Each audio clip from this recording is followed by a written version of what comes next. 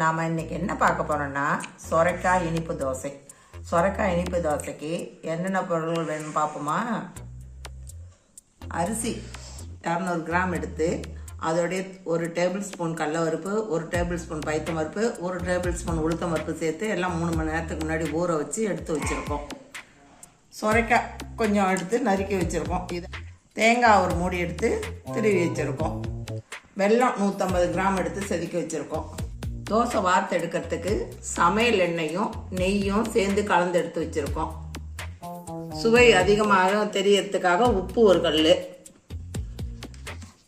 ஏலக்காய் வாசத்துக்கு 3 ஏலக்காய் எடுத்து வச்சுருக்கோம். வாங்க நம்ம எப்படி செய்யறதுன்னு பார்ப்போம். இப்போ நம்ம மிக்சியில் அரிசியும் சொரைக்காயும் போட்டு அரைச்சிட்டு வருவோம்.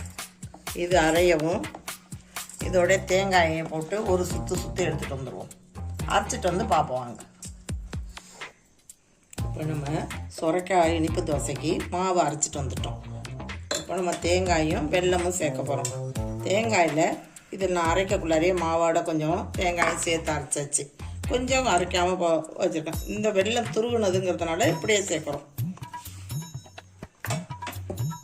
உப்பு ஏலக்காய் எல்லாம் வந்து மாவுலேயே போட்டு அரைச்சிட்டோம்.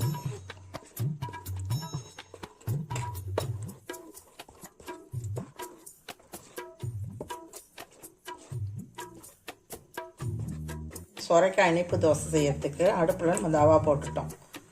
தவா காயும் கொஞ்சம் எண்ணெய் நெய்யும் கலந்ததை விட்டுட்டு தோசையை ஊற்றுவோம்.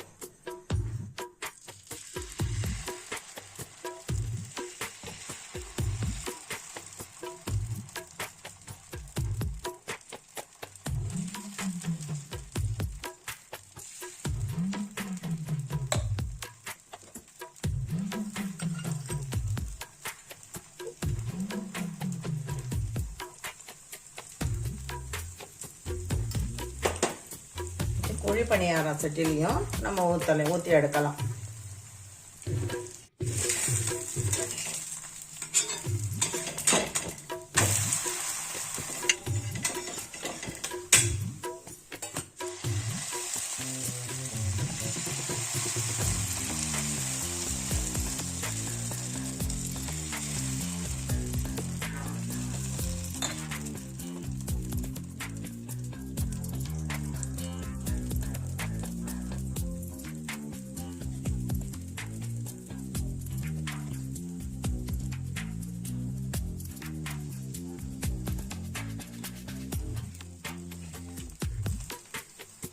சொரைக்காயில் அடை செய்யலாம், கார அடை, இந்த மாதிரி இனிப்பு தோசை, புட்டு செய்யலாம்.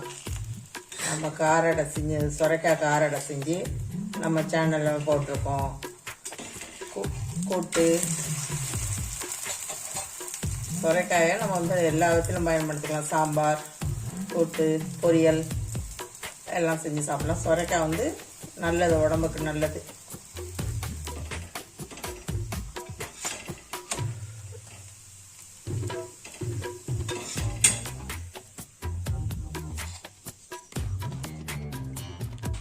நம்ம சொரைக்காய் இனிப்பு தோசை வந்து எவ்வளோ அருமையாக வந்திருக்கு பாருங்கள். நம்ம குழந்தைங்களுக்கு பெரியவங்கள்லேருந்து எல்லாருமே இதை வந்து செஞ்சு சாப்பிடலாம். உடம்புக்கு ரொம்ப நல்லது. எல்லாரும் செஞ்சு சாப்பிட்டு பார்த்துட்டு சொல்லுங்கள்.